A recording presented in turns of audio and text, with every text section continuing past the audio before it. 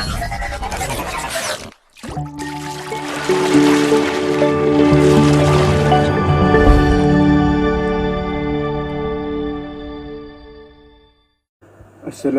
warahmatullahi wabarakatuh. Pada Bani dan Manat, malah agama semua sihat insya-Allah. Jadi pada video kali ini Mak akan terangkan subjek akidah tahun 5, pelajaran 3, unit 1 dan 2, iaitu Islam sebagai peraturan ijbari.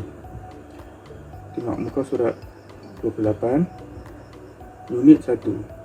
Islam adalah peraturan ataupun sistem. Allah SWT telah menciptakan alam semesta serta semua makhluk dalamnya. Allah telah menciptakan alam semesta ni serta semua yang ada di dalamnya. Setiap kejadian termasuk bumi, matahari, bulan dan berjuta-juta bintang hanya diketahui oleh Allah SWT. Semua kejadian itu beredar menurut peraturan dan ketentuan Allah SWT yang sangat rapi dan tersusun. Alam semesta ini juga berjalan mengikut sunatullah SWT. Kemudian, manusia merupakan khalifah di muka bumi ini. Oleh itu, manusia mestilah hidup mengikut hukum-hukum dan peraturan-peraturan yang telah ditetapkan oleh Allah SWT. Tujuannya adalah untuk menjamin kesejahteraan hidup di dunia dan di akhirat. Islam adalah peraturan yang saling melengkapi antara peraturan ijbari, iaitu yang peraturan yang wajib, dan yang kedua peraturan ikhtiari, iaitu peraturan yang merupakan pilihan. Allah SWT tidak membiarkan kehidupan makhluknya tanpa peraturan. Setiap sesuatu yang ada di alam ini tertakluk kepada peraturannya. Firman Allah SWT dalam surah Az-Zumar ayat 62, A'udzubillahi minasyaitonirrajim.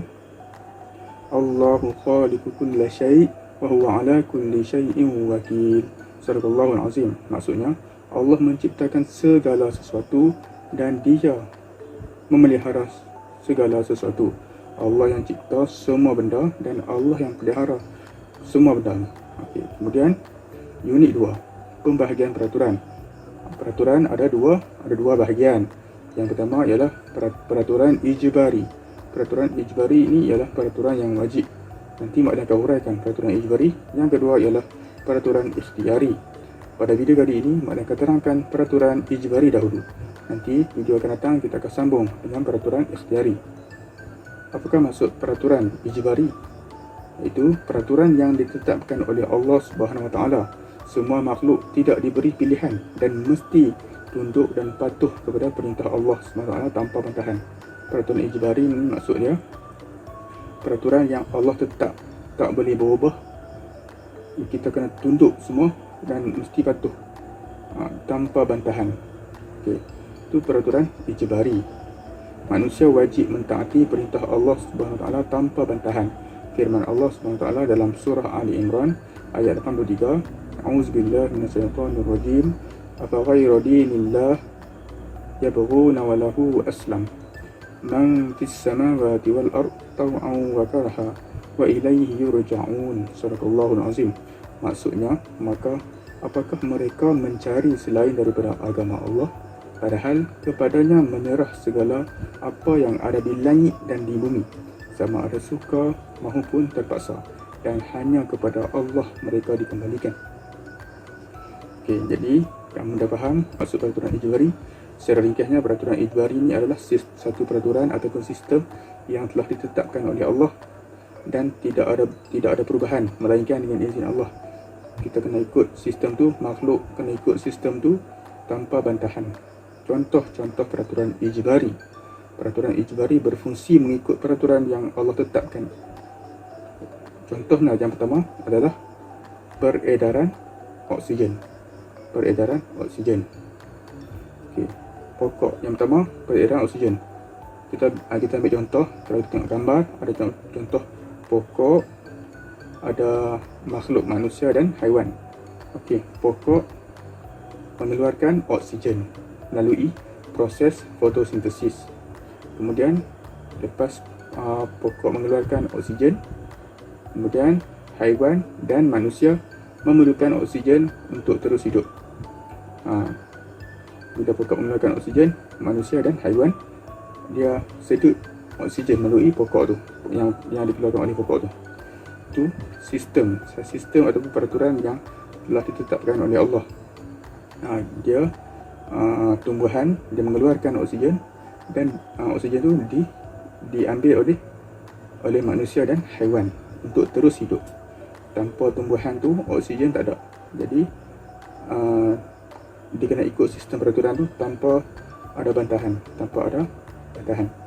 Okey, contoh-contoh peraturan ijbari yang kedua iaitu siratan makanan. Semua makanan berasal daripada tumbuhan. Semua benda hidup saling berkaitan antara satu sama dengan yang lain. Inilah yang dipanggil rantai makanan atau siratan makanan. Dipanggil rantai makanan ataupun siratan makanan. Kalau kamu tengok gambar itu, dia ada rantaian ataupun siratan. Jika rantai makanan ini terganggu, pasti akan terjadi kekacauan. Rantai makanan dikekalkan secara seimbang dan harmoni. Siratan makanan ini tidak pernah berubah kecuali dengan izin Allah SWT. Kalau kamu tengok kat sini dia ada gambar. Kat sini dia ada gambar manusia, ikan besar, ikan kecil ataupun haiwan kecil, matahari dan tumbuhan.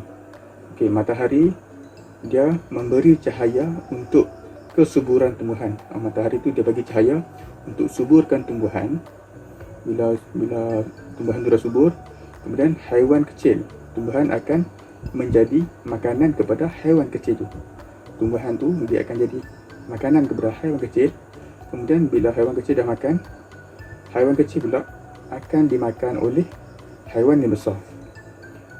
Dia ada kaitan matahari dengan kaitan dia dengan tumbuhan tadi. Tumbuhan ada kaitan dia dengan binatang kecil tu. Binatang kecil ada kaitan dengan binatang besar. Ikan kecil makan tumbuhan, ikan besar makan balik ikan kecil tu, dan ikan besar tu dia dimakan pula oleh manusia.